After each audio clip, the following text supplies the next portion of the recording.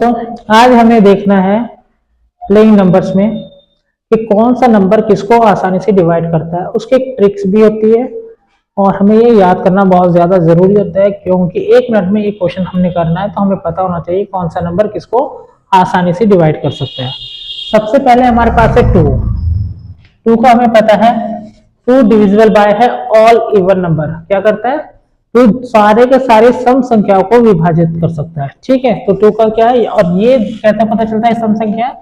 जिसके unit place पे क्या आ जाए, 0 आ जाए, 2 आ जाए, 4 आ जाए, 6, 8 ये नंबर आएंगे, वो 2 से डिवाइड हो जाएगा। अब आते हैं हम 3 का।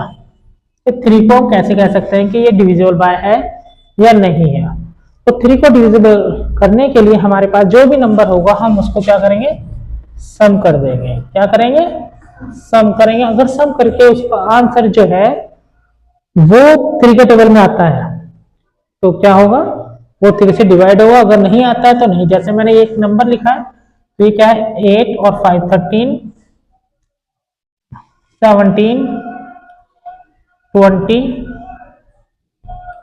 28 28 आ रहा है। क्या 28 3 के टेबल में आता है? नहीं आता है। तो इसका मतलब है 3 जो है वो 28 को डिवाइड नहीं करेगा।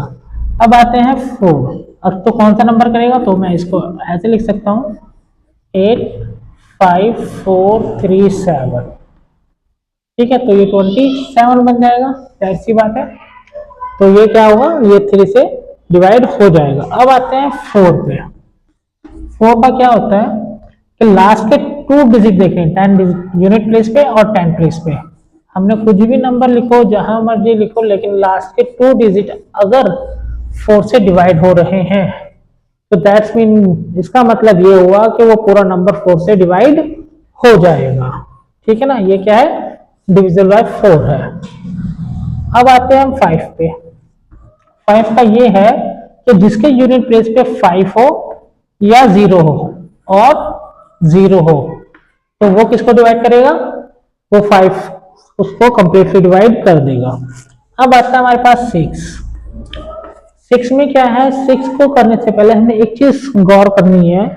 जो 6 है वो 2 नंबर का मल्टीपल्स होता है। ठीक है, किस किस का? एक तो है हमारे पास 2 और एक है 3।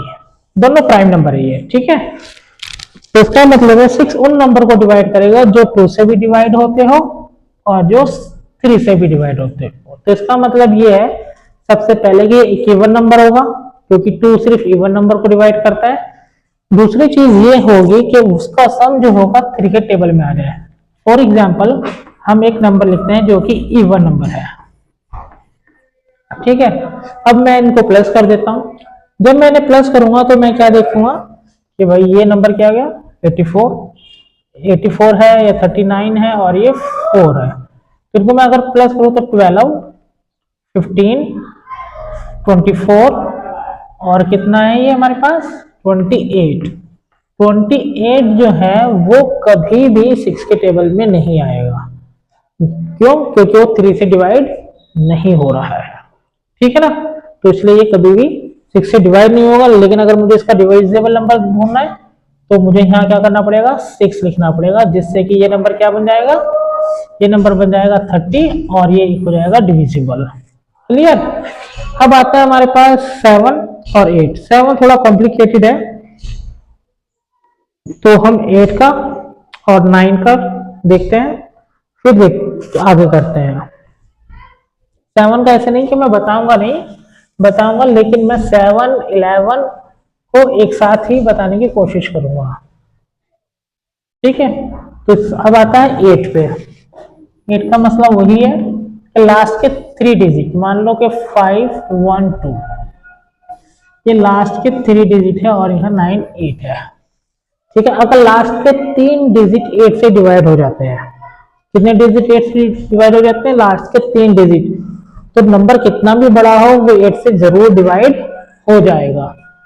अब आता है 9 तो वही है कि हमने इसको क्या करना है, प्लस करना है। प्लस करने के बाद अगर आपका नंबर जो है 9 के टेबल में आता है तो वो क्या करेगा, प्लस हो जाएगा।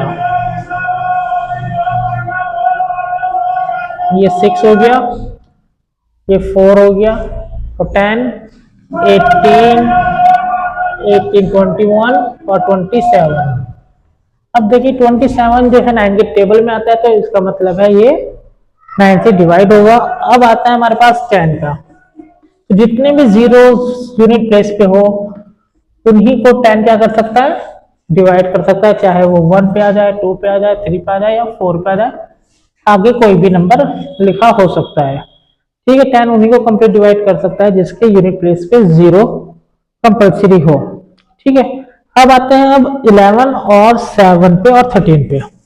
ठीक है, 11 और 7 और 13 का ये है कि उनका ना हमें देखना होता है कि नंबर जो है 13 को तो बड़ा, सबसे पहले 11 का क्या है कि कोई भी नंबर हो, कोई भी नंबर इवन में हो या ओड में हो, उनको हमने डिवाइड कर लेना है। कैसे? जैसे ये हमारे पास क्या है, ओड नंबर से है, और ये मेरे पास इवन नंबर की पोजीशंस पे है।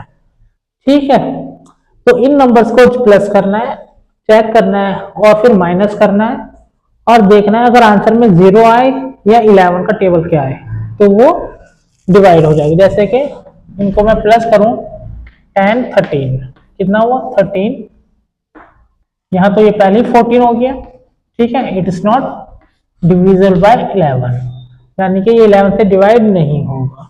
अगर मैं कहूँ 1, 3, 3, 1, जो कि हमें पता है क्यूब रूट ऑफ 11 है, तो ये कैसे पता चलेगा? तो इन दोनों को प्लस करके देख लो, तो ये 4 माइनस 4 क्या हो गया, 0 है, तो ये क्या हो गया 11 से डिवाइड हो गया। अब आते हैं 7 का। 7 बड़ा कॉम्प्लिकेटेड नंबर होता है। 7 सिर्फ उन नंबर्स को डिवाइड करता है जो रिपीटेड में आते हो। ठीक है, यदि किसी अंक की 6 बार पुनरावृत्ति करके कोई संख्या बनाई जाए तो वह है 6 बार। अगर कोई नंबर लिखा है, कोई सा भी नंबर लिखा और लगातार चेंज हो रहा हो, तो क्या करता है वो 7, 11 और 13 उसको कंप्लीट डिवाइड करते ही करते हैं। और दूसरी बात जो होती है 7 के लिए करने के लिए हमें 7 का टेबल देखना चाहिए, फिर उसका रिलेशन चेक करेंगे और फिर हमारे पास आंसर आ जाएगा।